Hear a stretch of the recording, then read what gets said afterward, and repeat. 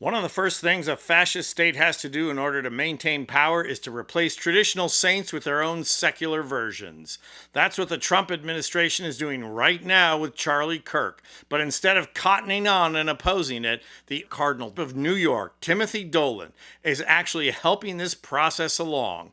I'm going to show a video of Dolan practically canonizing the anti-Semitic Charlie Kirk in what has to be one of the biggest steps backward for the Catholic Church since the notorious Father Coughlin took to the airwaves in the 1930s. And yes, part of this process of selecting secular saints for the regime is the castigating of all criticism of the supposed saint.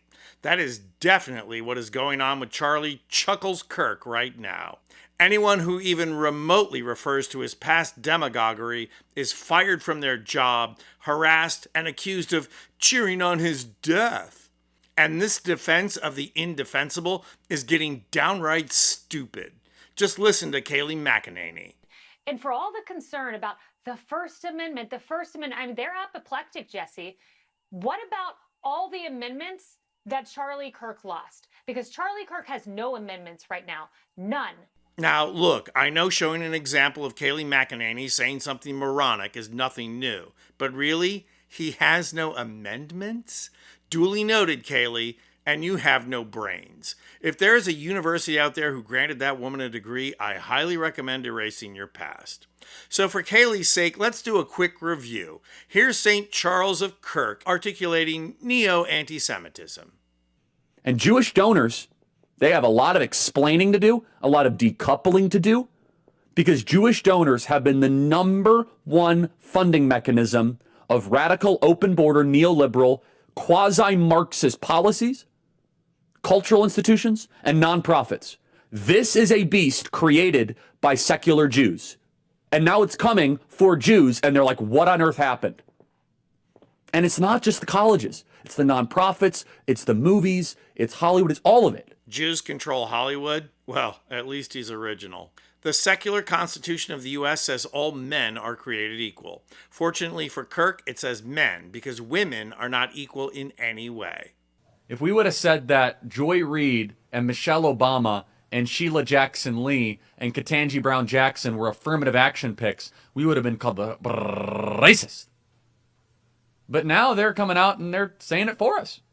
They're coming out and they're saying, I'm only here because of affirmative action. Yeah, we know. You do not have the brain processing power to otherwise be taken really seriously. You had to go steal a white person's slot to go be taken somewhat seriously. Now, someone who would disagree with Kirk's take there is St. Paul, who in his letter to the Galatians says, there is neither Jew nor Greek, there is neither slave nor free, there is no male and female, which somebody might want to quote to the anti-trans crowd. Somebody should remind Cardinal Dolan of the Archdiocese of New York what St. Paul had to say, because he has a very different version of St. Paul. Here's Dolan. But I got to learn about this guy. And the more I learned about him, I thought, this guy's a modern day St. Paul. He was a missionary. He's an evangelist. He's a hero. He's one, I think, that knew what Jesus meant when he said the truth will set you free.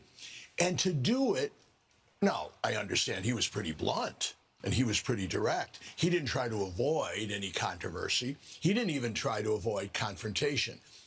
The difference is the way, the mode, the style that he did it, always with respect. And not only was that a gracious, kind of virtuous thing to do, it's effective. Because when your opponents see, this guy kind of respects me. We kind of disagree here, but he kind of enjoys me. And he's thanking me for being here. And he's telling me he appreciates the trust I have in him in sharing my views. I thought, this guy can teach us something. Always with respect? What planet is this guy from? Charlie Kirk made a career out of demeaning people. He learned his shtick from Rush Limbaugh and realized he could cash in on being a younger version that sprinkles a couple of church references here and there for credibility. And not for nothing, but Dolan is sitting next to the guy who less than a week ago just advocated for murdering the homeless by lethal injection. But he has nothing to say about that. What Dolan sees in Kirk is another guy who believes what he does, that women are inferior and belong outside of power. Kirk was able to say that in a flashy way that made people agree. Dolan really admires that. You can see it in his face. Dolan is doing what conservative Catholic bishops have been doing since the Reagan years, promoting a Republican agenda as a means of keeping a certain kind of Catholic in the pews. Catholics who will pray, pay, and obey. And if he picks up a couple of conservative converts along the way, all the better. The converts can help make up for the social justice Catholics who leave in disgust because they believe the church should be at the forefront of fighting for and ministering to the poor and the marginalized, of opposing wars and the lame excuses governments create to justify them, of promoting a radical egalitarianism that would make the powerful shake in their boots. Conservative church administrators like Dolan, with their slack thinking and their desire for everyone to toe the line in ways most clergy themselves don't, seem to always shy away from the actual power of the Christian faith, of actually trying to live Christian mandates, of taking risks and doing the work of justice. That's what the world saw in Pope Francis and admired him for it. Francis's mode of evangelization was substance. Kirk's mode of evangelization was mean-spirited style. Really, it's time for Cardinal Dolan to go to Sunday school, and also time to let women into the circle of power in the Catholic Church. I'm Anthony Vincent Gallo for Occupy Democrats.